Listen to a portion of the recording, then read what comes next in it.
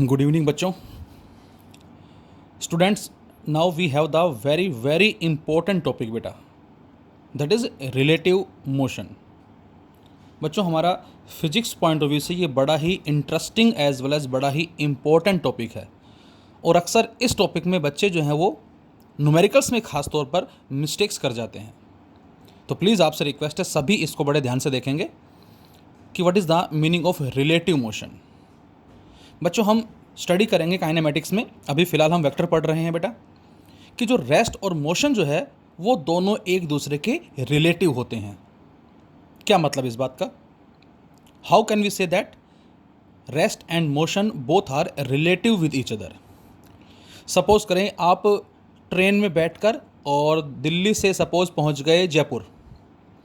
अब बच्चों, जैसे ही आप जयपुर जंक्शन पे उतरने वाले होते हैं, मतलब ट्रेन वहाँ पहुँच गई है, और जैसे ट्रेन धीरे धीरे चल रही हो स्टेशन पर, तो आप लोग अक्सर क्या बोलते हैं? चलो भाई उतरो, जयपुर आ गया, ऐसा बोलते हैं हम। और जो लोग बाग स्टेशन पर खड़े हैं, उस ट्रेन का इंतज़ार कर रहे हैं बैठने के लिए, वो क्या बोलेंगे? चलो भाई सामान उठा लो, ट्रेन आ गई। अब हम तो बोल रहे हैं जयपुर आ गया, और जयपुर वाले बोल रहे हैं ट्रेन आ गई। तो बात एक्चुअल में किसकी सही है? बात एक्चुअल में किसकी सही होगी? तो आंसर है, जो लोग ये कह रहे हैं कि ट्रेन आ गई, उनकी बात ज़्यादा करेक्ट होगी। लेकिन हमने ऐसा बोल दिया कि जयपुर आ गया। ऐसा क्यों? Due to relativity, relative position. जो पोजीशन में एक शिफ्टिंग हो रहा है, चेंज आ रहा है। हम जब ट्रेन में जा रहे होते हैं, अपने आप को देखें और पैसेंजर्स को देखें, सारे के सारे हमें रेस्ट में नज़र आते हैं। लेकिन जैसे ही हम विंडो से बाहर देखते हैं बेटा, तो हमें हर चीज़ जो है वो चलती हुई नज़र आती है। तो उस वर्ड को ही बच्चों हम नाम देते हैं relative. So in relative motion we have to discuss about relative position, we have to discuss about relative velocity, we have to discuss about relative displacement as well as relative acceleration. तो ये सारे topics जो हैं बच्चों, ये हम study करते हैं बेटा रिलेटिव मोशन में, जिसमें relative position, relative velocity, relative displacement as well as relative acceleration. और इस रिलेटिव के कॉन्सेप्ट को स्टडी करने के लिए हमें एक फ्रेम ऑफ रेफरेंस जो है वो मानना पड़ता है। अब ये क्या होता है?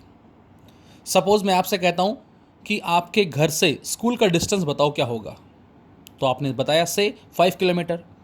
मैं आपसे कहता हूँ आपके घर से बस स्टैंड का डिस्टेंस क्या होगा, तो आपने उसका आंसर दिया। मैं आपसे कहता हूँ कि आपके घर से रेलवे स्टेशन कितने डिस्टेंस पे है, तो एक हमारा जो घर है वो है, हमने एक पॉइंट कंसिडर कर लिया है जहाँ से हम और डिस्टेंसेस को मेज़र कर रहे हैं।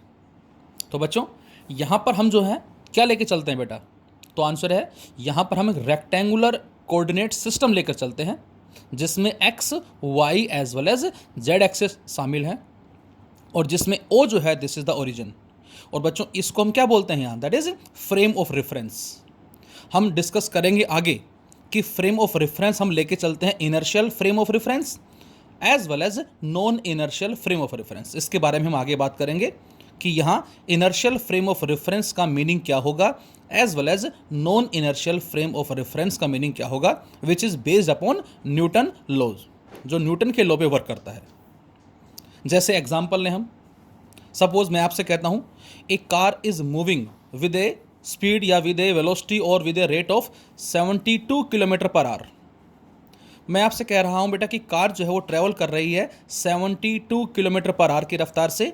इसी बात का दूसरा मीनिंग क्या होगा? The car is moving with a speed of 20 metre per second. इन दोनों बातों का क्या मीनिंग सेम है? Yes, why? बिकॉज हमने इस किलोमीटर पर आवर को मीटर पर सेकेंड में कन्वर्ट कर दिया, और हमारा आंसर आ गया 20 मीटर पर सेकेंड। अक्सर हम ऐसा बोलते हैं, this is the velocity of car, so we can say this is VC. लेकिन एक्चुअल में बच्चों ये है क्या? ये वीसी नहीं है। In actual this is velocity of car with respect to ground. Actual में हम ऐसा बोल देते हैं बेटा, लेकिन एक्चुअल में इसका मीनिंग वीसी ना होके ये एक्चुअल में कहलाता है VCG. VCG means velocity of car with respect to ground. तो इसको बोलेंगे बेटा हम velocity of car with respect to ground. और ग्राउंड किस में बच्चों? रेस्ट में है। तो ये ग्राउंड के रेस्पेक्ट में कार की वेलोसिटी है। अब यदि उसी कार के साथ दूसरी कार जा रही है और दोनों एक दूसरे को देख रहे हैं, दोनों की रफ्तार भी सेम है, तो क्या होगा? अब एक कार में जो पैसेंजर बैठा है, जब वो दूसरी कार वाले को देखेगा तो वो तो उसको रेस्ट में नजर आएगा। बोलो। तो इसका मतलब यहाँ जो वेलोसिटी गिवन है हमें, ये वेलोसिटी कार की है, ग्राउंड के रेस्पेक्ट में है। So we can say this is the velocity of car with respect to ground, that is relative velocity. So in relative motion we tell the velocity of moving body A with respect to another moving body B। तो बच्चों फिलहाल इस relative motion में हम क्या study करते हैं बेटा? रिलेटिव पोजीशन, मतलब एक के रेस्पेक्ट में दूसरे की पोजीशन में क्या चेंज आ रहा है, एक के रेस्पेक्ट में दूसरे की वेलोसिटी जो है उसमें क्या चेंज आ रहा है।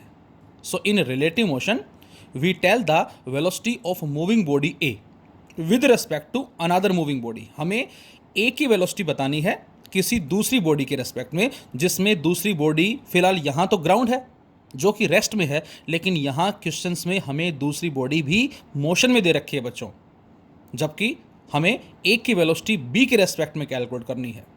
तो इसका मीनिंग यहाँ क्या होगा? तो इसको स्टडी करने से पहले जरा कुछ पॉइंट्स हम डिस्कस कर लेते हैं बेटा। सपोज मैं लिखता हूँ वी ए। वी ए इसका मतलब क्या है? This is the velocity of A with respect to ground.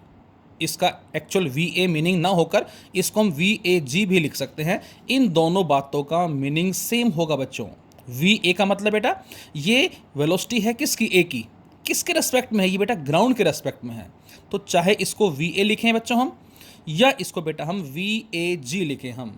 We A G means velocity of body A with respect to ground. इन दोनों बातों का मीनिंग यहाँ सेम होगा।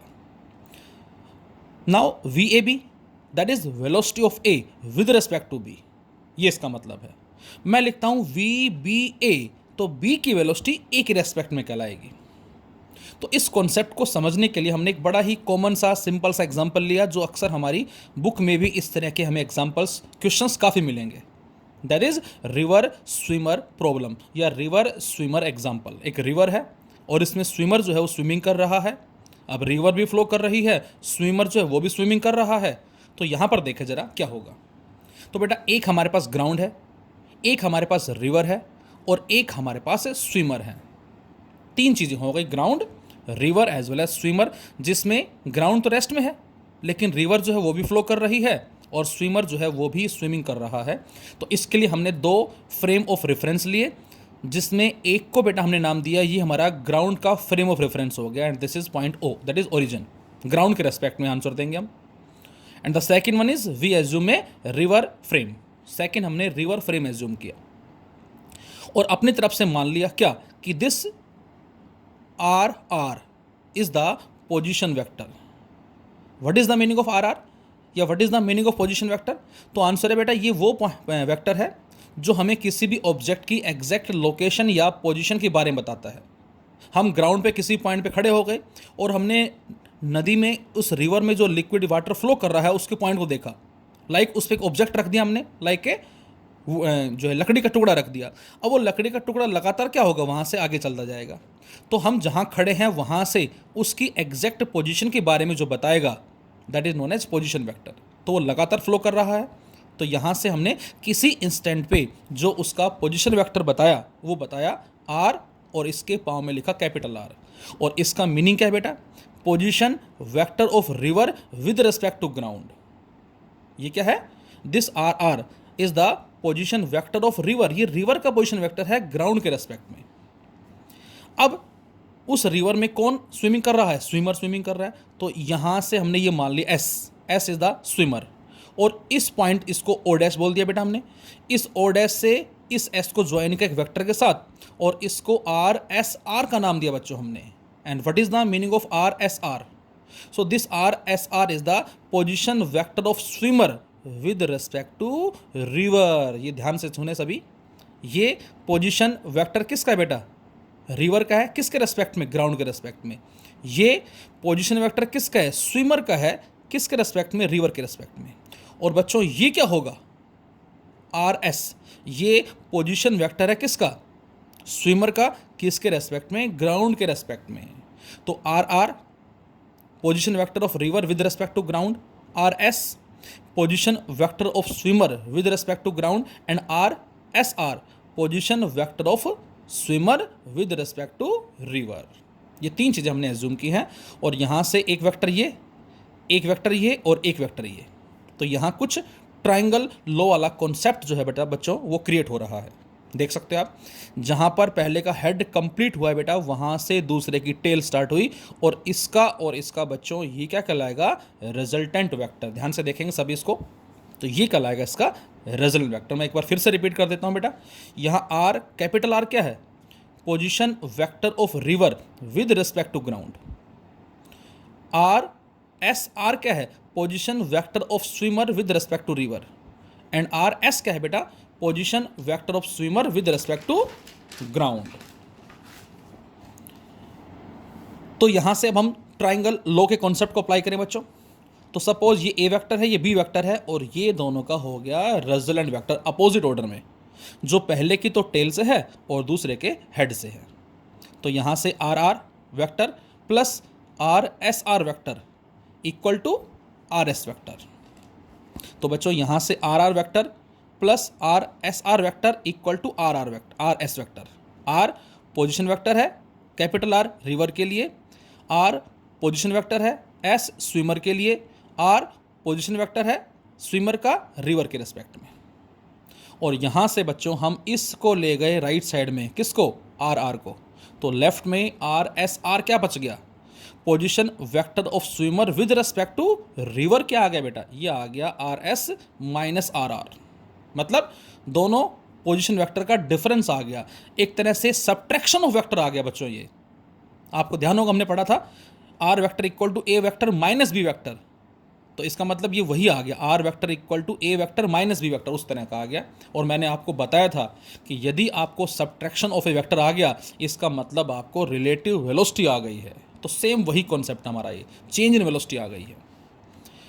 अब बच्चों इस इक्वेशन को यदि हम डिफरेंशिएट कर दे बेटा with respect to T time, तो यहाँ इस आर को जब डिफरेंशिएट करेंगे, D R S R by D T, R S D R S by D T, R R D R R by D T, तो बच्चों इस आर का जो डिफरेंशिएट करेंगे ये बन जाएगा V, velocity. So this is the V S R. And what is the meaning of VSR? Velocity of swimmer with respect to river equal to RS का VS. This is the velocity of swimmer minus VR. VR का मतलब this is the velocity of river. तो बच्चों ये हमारे पास क्या आ गया बेटा, ये आ गया velocity of किसकी, swimmer की with respect to river, which is equal to VS minus VR. तो जब भी आपसे कहा जाए कि find out the velocity of swimmer with respect to river, तो हमारा काम क्या होगा, हमारा काम होगा बेटा V S vector minus V R vector निकालना, like A vector minus B vector निकालना। ये हमारा पोजीशन के रेस्पेक्ट में आ गया, रिलेटिव पोजीशन बोलेंगे या डिस्प्लेसमेंट बोल सकते हैं इसको हम, डिस्प्लेसमेंट। इसको हम क्या बोलेंगे, रिलेटिव वेलोसिटी बोलेंगे। और बच्चों इसको डिफरेंशिएट कर दें फर्दर, तो वेलोसिटी का डिफरेंशिएशन होता है एक्सेलरेशन ए, तो ये बन जाएगा बच्चों D V S R by D T, D V S by D T, D V R by D T, and D V S R by D T is A S R. This is the acceleration of swimmer with respect to river, this is the acceleration of swimmer and this is the acceleration of river. तो जब भी आपसे कहा जाए कि what is the acceleration of swimmer with respect to river, तो हम क्या करेंगे बच्चों, उस एक्सेलरेशन में किसका, स्विमर में से माइनस कर देंगे किसको, इसको आर वाले को, एक्सेलरेशन ऑफ रिवर वाले को। ये हमारा फर्स्ट एग्जांपल हो गया। जब भी मैं कहता हूं what is V A B, V A B velocity of A with respect to B, तो आपका आंसर होगा बेटा V A minus V B. जब भी मैं कहता हूं what is V B A, मतलब velocity of B with respect to A, इसका मतलब बेटा velocity of A with respect to B है, इसका velocity of B with respect to A, तो इसका मतलब क्या होगा वी बी माइनस वी ए।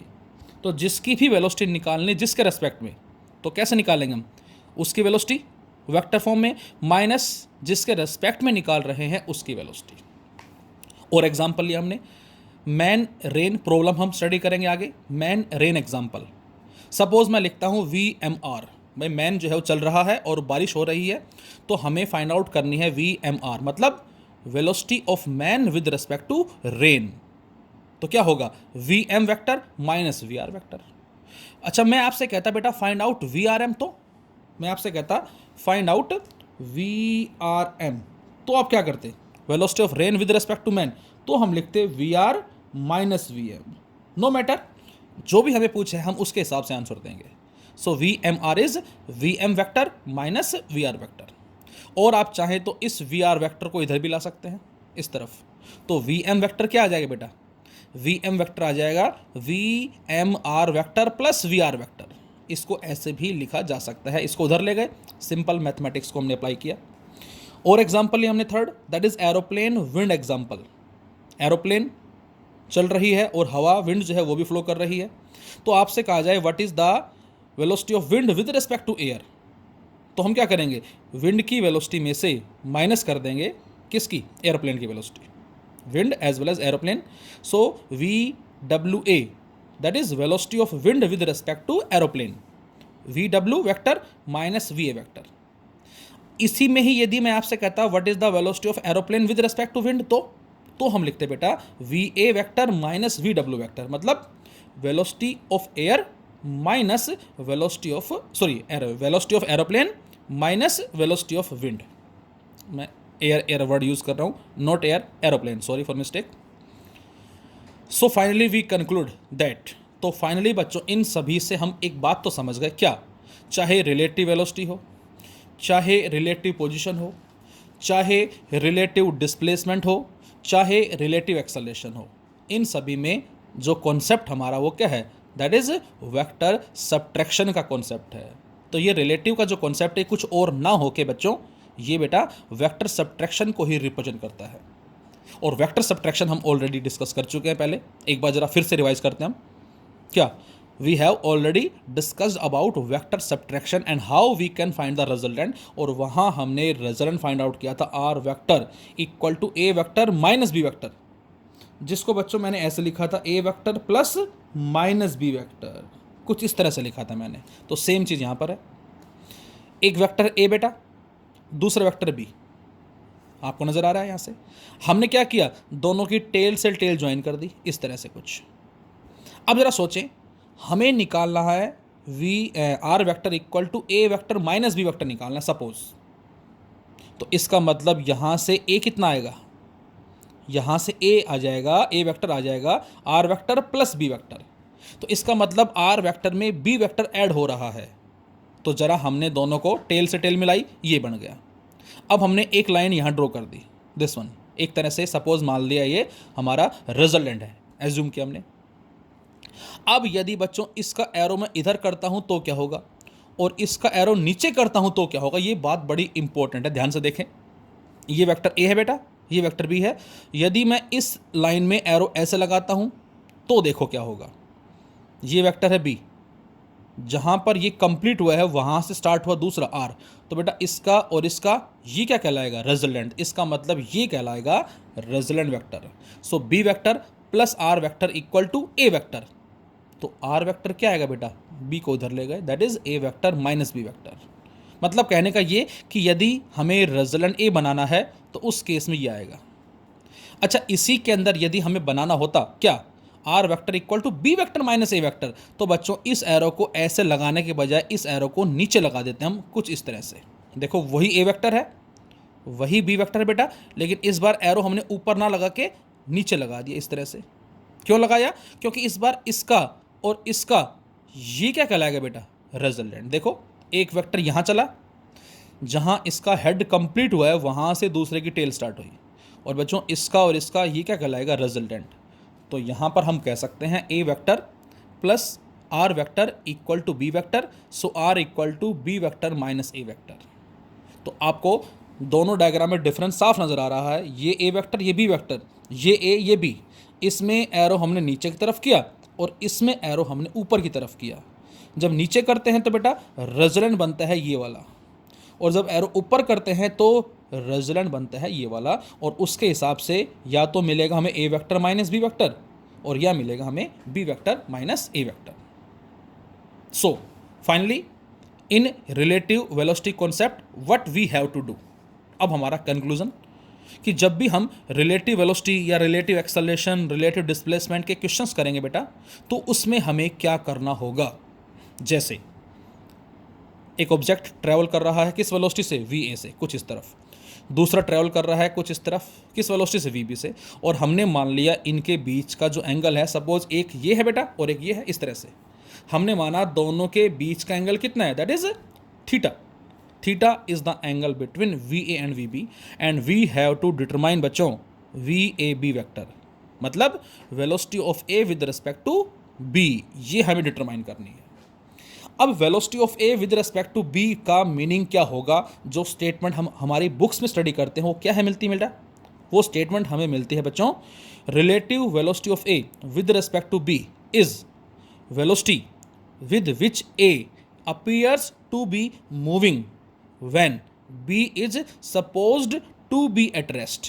जैसे मैंने अभी बताया आपको कि एक ऑब्जेक्ट रेस्ट में है, दूसरा ट्रेवल कर रहा है, that is the relative velocity. दोनों ही ट्रेवल कर रहे हैं तो दोनों के दोनों यदि सेम रफ्तार से ट्रेवल कर रहे हैं तो दोनों के दोनों एक दूसरे को रेस्ट में ही नजर आएंगे बेटा। तो रिलेटिव के लिए नेसेसरी कंडीशन क्या है कि दूसरा ऑब्जेक्ट जो है बच्चों वो किस में होना चाहिए, रेस्ट में होना चाहिए। फिर मैं रिपीट करता हूं अपनी बात को, relative velocity of A with respect to B is velocity with which A appears to be moving. A appears to be moving when B is supposed to be at rest. जब B किस में हो बेटा, supposed to be at rest. तो जब भी बच्चों हमें VAB या VBA निकालना है, चाहे A की वेलोसिटी B के रेस्पेक्ट में और चाहे B की वेलोसिटी A के रेस्पेक्ट में, बस फर्क इतना है कि यदि VAB कैलकुलेट करेंगे बेटा तो ये हम सोल्व करेंगे VA माइनस VB से। VB, इसको VA माइनस VB लिखूँ मैं चाहे, या इसको बेटा मैं VA वेक्टर करके प्लस माइनस VB वेक्टर भी कर सकता हूँ। तो इसमें हमें माइनस VB वेक्टर लेना पड़ेगा। और यदि मैं कहता VBA तो फिर हम लिखते हैं VB minus VA, VB plus minus VA लिखते हैं, तो फिर हमें VA को माइनस करना होता। So first of all what we have to do, we add minus VB to both in VA and VB। हम क्या करेंगे, जब भी हमें रिलेटिव वेलोसिटी निकालनी है बेटा, जैसे कि इसमें A की वेलोसिटी निकालनी B के रेस्पेक्ट में, तो इसका मतलब हम इन दोनों पे माइनस VB को सुपर इम्पोज कर देंगे यदि हमें VAB कैलकुलेट करनी है तो। फिर से रिपीट करता हूं मैं, यदि हमें बेटा VAB कैलकुलेट करनी है A की वेलोसिटी B के रेस्पेक्ट में, मतलब B को बच्चों हमें रेस्ट में लाना पड़ेगा। ये जा रहा है इधर 5 मीटर पर सेकेंड की रफ्तार से, हमने इसके अपोजिट मान लिया 5, तो अब इन दोनों का रिजल्टेंट क्या हो जाएगा, 0। तो इसका मतलब ये किस में आ जाएगा, रेस्ट में आ जाएगा। तो इसको रेस्ट में लाने के लिए हमें क्या करना पड़ेगा, इसके opposite equal and opposite velocity हमें एज्यूम करनी पड़ेगी, माननी पड़ेगी। इसके एग्जैक्टली अपोजिट हमें उतनी ही वेलोसिटी एज्यूम करनी पड़ेगी। So we add minus VB to both in VA vector and VB vector, और थीटा हमारा एंगल है VA और VB के बीच का एंगल। और बुक में हमें सुपर इम्पोज वर्ड गिवन मिलेगा, मतलब मैंने लिख दिया कि माइनस VB को हम दोनों में ऐड करेंगे, या आप ऐसे भी कह सकते हैं we superimpose minus VB on both. तो बेटा ये हमारे पास क्या था, VA, और ये हमारे पास क्या था बेटा, VB। हमने एग्जैक्टली सुपर इम्पोज किया कुछ इस तरह से। अब ये VB है, ये माइनस VB है, एंगल कितना है 180, रिजल्ट क्या हो जाएगा 0, एंगल 180 डिग्री है। तो ये B वाला ऑब्जेक्ट किस में आ गया बच्चों, रेस्ट में आ गया। अब बेटा इसी VB को हमने इस A, जो कि इस तरफ था, ये वाला A, हमने एग्जैक्टली इस पे भी रखा। और किस तरह से रखना है, ताकि टेल से टेल मिले, कुछ इस तरह से, ये हमने इस पे रख दिया। अब ये यदि VB है बच्चों तो ये क्या हो गया, माइनस VB। ये यदि एंगल थीटा है बच्चों तो ये कितना हो जाएगा बेटा, 180 माइनस थीटा। फिर से देखें, ध्यान से देखें जरा, इधर बनाता हूं मैं बच्चों, ये है VA बेटा और ये था VB, कुछ इस तरह से इधर मान लेते हैं। हमने क्या किया, इधर इस पर लगाया VB माइनस का, और इधर भी लगाया हमने माइनस VB, इस तरह से। और बच्चों ये एंगल कितना था, थीटा था, तो ये कितना बचेगा, 180 माइनस थीटा। अब आप खुद बताएं, ये VA है, ये माइनस VB है वेक्टर है, और इसका बच्चों ये क्या आ जाएगा, resultant, and this resultant is known as VAB। और दोनों में एंगल कितना है बेटा, 180 माइनस थीटा। तो ये VA वेक्टर है, ये माइनस VB वेक्टर है, मैं आपसे कहूँ what is the magnitude of V B vector and minus V B vector, तो बच्चों आपका आंसर होगा दोनों का मैग्नीट्यूड सेम है। यहाँ माइनस का मतलब केवल डायरेक्शन अपोजिट से लिया गया है। ऐसा नहीं कि ये +5 बोलेंगे तो ये -5 बोलेंगे। ये यदि 5 आई कैप बोलता हूँ तो ये -5 आई कैप कहलाएगा, केवल -i का रोल है, मैग्नीट्यूड 5 ही बोलेंगे हम। तो अब आप बताएं रिजल्टेंट जो है क्या होगा यदि एंगल 180 माइनस थीटा है VA और -VB के बीच में, तो हमारा आंसर होगा बेटा VAB दैट इज VA का स्क्वायर प्लस VB का स्क्वायर प्लस 2VAVB कोस 180 माइनस थीटा। और सेकेंड क्वाड्रेंट में बच्चों कोस नेगेटिव होता है, so it will become VA का स्क्वायर प्लस VB का square minus 2VAVB cos theta और इस सारे का अंडर रूट। तो ये हमारा फॉर्मूला आ गया रिलेटिव वेलोसिटी को कैलकुलेट करने के लिए, VA और VB। अब आपसे कहा जाए क्या कि दो ऑब्जेक्ट सेम डायरेक्शन में ट्रेवल कर रहे हैं, बताओ VAB क्या होगा। थीटा पुट कर दो 0, cos 0 1, क्या बन जाएगा VA का स्क्वायर प्लस VB का स्क्वायर माइनस 2VAVB का under root that is VA minus VB का होल स्क्वायर का root that is VA minus VB। दो ऑब्जेक्ट एक दूसरे के एंटी पैरेलल ट्रेवल कर रहे हैं, अपोजिट ट्रेवल कर रहे हैं, रिलेटिव वेलोसिटी बताओ A की B के रेस्पेक्ट, वेलोसिटी A की B के रेस्पेक्ट में बताओ क्या होगा। तो हम पुट कर देंगे यहाँ 180 एंड cos 180 -1, तो बन जाएगा VA प्लस VB। तो ये थोड़ा सा आपको ध्यान रखना है, यदि ऑब्जेक्ट सेम डायरेक्शन में ट्रेवल कर रहे हैं थीटा यहाँ पुट करेंगे 0, अपोजिट है यहाँ पुट करेंगे 180, परपेंडिकुलर है यहाँ पुट कर देंगे 90 डिग्री। जो भी हमें कंडीशन दे रखी है ये हमारा फॉर्मूला कहलाता है बेटा रिलेटिव वेलोसिटी का। ये ध्यान रखना है, यहाँ पर माइनस साइन आया बच्चों, माइनस क्यों आया ये हमने बताया आपको, क्योंकि VA और VB के बीच का एंगल थीटा है, तो हमने उस -VB को दोनों पे रखा। दोनों पे किस किस पे, ये फिर से देख लेते हैं हम। यहाँ से देखो ये हमारे पास VA है बेटा और ये VB है। हमने क्या किया, हमने -VB लिया, इसके ऊपर भी रखा उसको और इसके ऊपर भी रखा इसको। तो जब इस पे रखेंगे तो डायग्राम ये बन जाएगा, ये रेस्ट में आ गया, और जब इस पे रखेंगे इधर तो ये डायग्राम ये बन जाएगा इस तरफ। ये थीटा है तो ये कितना आ जाएगा 180 माइनस थीटा, और बच्चों ये क्या आ गया इसका रिजल्टेंट कितना होगा, ये हमने सोल्व कर ही लिया। And we assume this resultant velocity makes an angle beta with VA। यदि ये रिजल्टेंट वेलोसिटी बेटा इस A के साथ बीटा एंगल बनाए तो डायरेक्शन किससे बताएंगे बच्चों, tan बीटा से।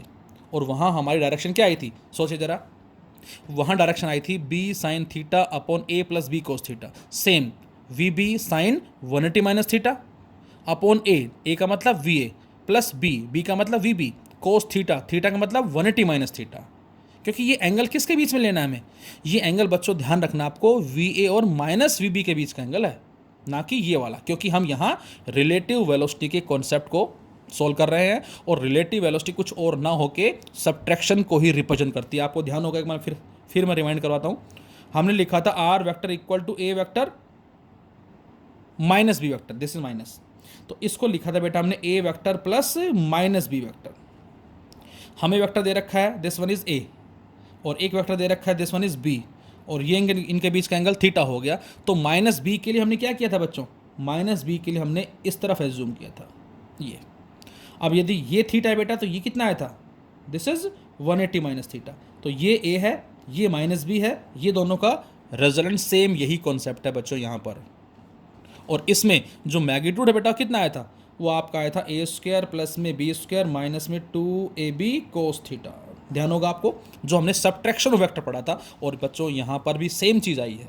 और मैंने बताया था आपको उस टाइम कि सब्ट्रैक्शन ऑफ वेक्टर जो हमारा वो रिलेटिव वेलोसिटी का ही कॉन्सेप्ट है। जिसको सब्ट्रैक्शन ऑफ वेक्टर आ गया वो रिलेटिव वेलोसिटी के क्वेश्चंस को सोल्व इजीली कर सकता है। So this is all about relative velocity, acceleration, displacement as well as position. अब हम इसके ऊपर बेस आगे जो आर्टिकल्स हैं, लाइक जो हम स्विमर और जो रिवर वाला केस ले रहे हैं, इसके अलावा रेन मैन प्रॉब्लम ले रहे हैं, इसको हम डिस्कस करेंगे। तो इसको बड़े ध्यान से बड़े अच्छे से एक बार फिर से रिवाइज करेंगे आप सभी ना। Thank you.